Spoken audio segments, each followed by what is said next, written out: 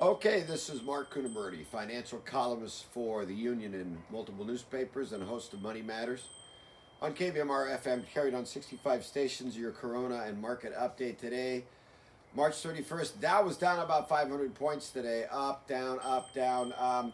The low was about 18,300. That's off the high of 29,500, so it was down about 35%. Right now it's floating around 2,100, 800. That's down about 25%.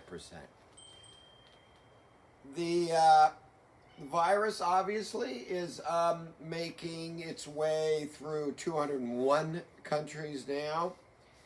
There are about 815,000 total cases, about 40,000 dead. Mortality rate is somewhere around 3.5%, somewhere in that area, with, of course, the elderly and those with pre-existing conditions are the ones being affected. Nothing new there.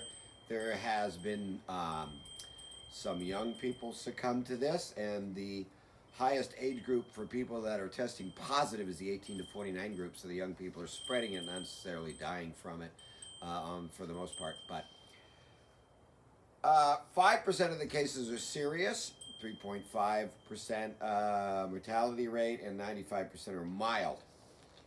Things that are going on in the economy for the virus, anyway, the United States is running around 165,000 cases, 3,100 deaths, 22 new deaths in the United States.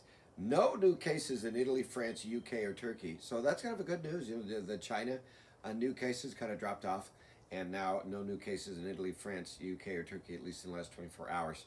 That can change actually daily. There's a whole list of countries here that it affect, but you know, I don't think we need to go into that. We already know that it's fairly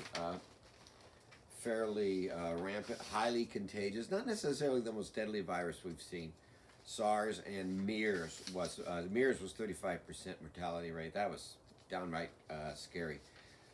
Some of the things that are going on in the economy, so let's get to that real quick, and then I'll let you go. Okay, so about 38,000 people test positive in New York. New lockdowns in Arizona, Virginia, and Maryland. Italy has home quarantine.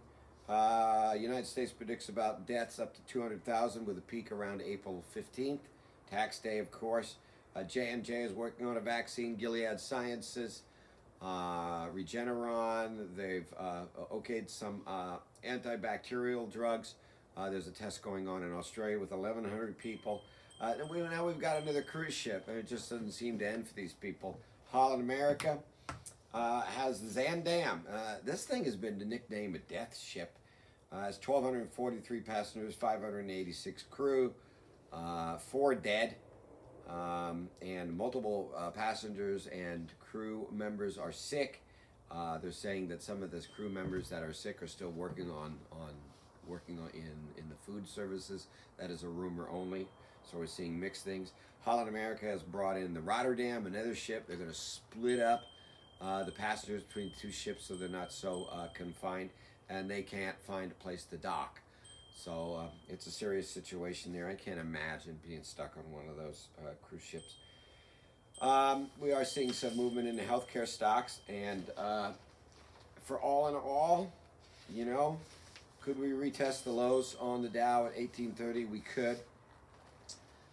We're just going to have to see. My county here in Nevada County is 24 cases, and we are on voluntary lockdown. So I heard a rumor today that California that California was going to shut the state borders.